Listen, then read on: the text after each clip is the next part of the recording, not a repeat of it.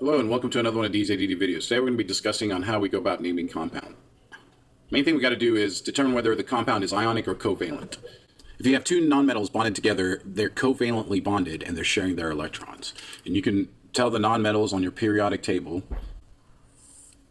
The metals are going to be the transition metals, the alkali metals, the alkali earth metals. This is kind of the line I'm drawing right here that does the metalloids. These down here have partial metallic character. Mainly, if it's a nonmetal bonded to a nonmetal, it's covalent.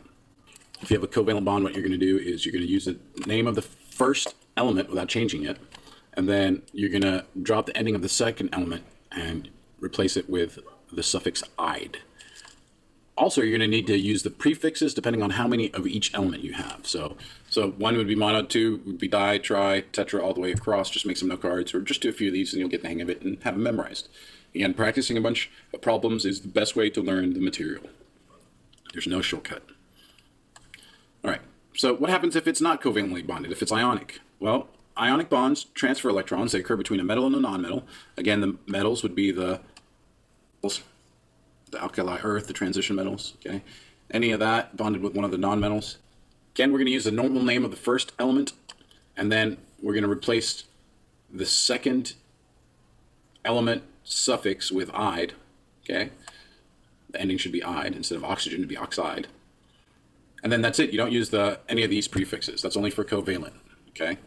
Now, for some situations, you will have ionic compounds that have covalent bonding in them. This occurs whenever you have polyatomic ions.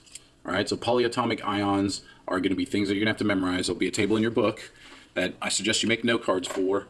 Write the name on one side and put what it is on the other side. But what's happening there is the sulfate ion, SO4 2- is held together by covalent bonds. But that 2- charge makes it an ion, so it can participate in an ionic bond.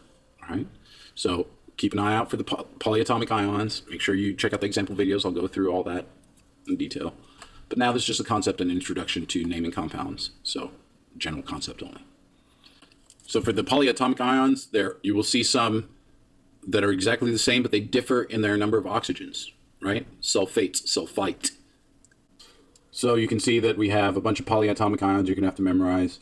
So the oxo ions, whenever you see two of the same, so nitrate and nitrite, this is going to be the one with 8 has more oxygens.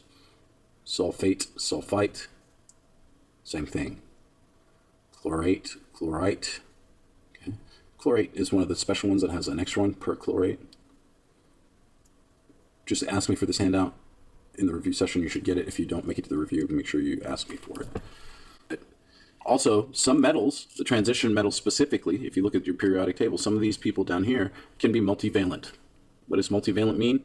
It means that they can have more than one charge, more than one possible positive charge, and we're going to use the Roman numerals, the stock system, to indicate which of the charges you're using for the metal. Now, you might see in places the suffix "us" for the smaller charge and "ik" for the larger charge, but some of them have more than just 2 states. Manganese, for instance, has 4. So in that situation, the stock system is preferred because you just put the charge in Roman numerals after the name. All right, so the multivalent cations I was telling you about, these are their stock name.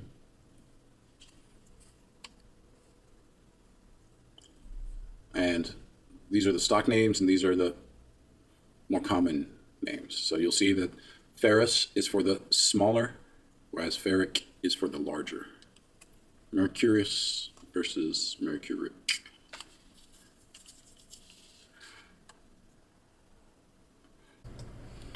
All right, so that's basically it. All you got to do is practice, practice, practice. As always, check out the example videos. I hope I've clarified enough confusion for you to attempt a few on your own. That's the best way to learn this stuff. As always, thanks for watching and have a great day.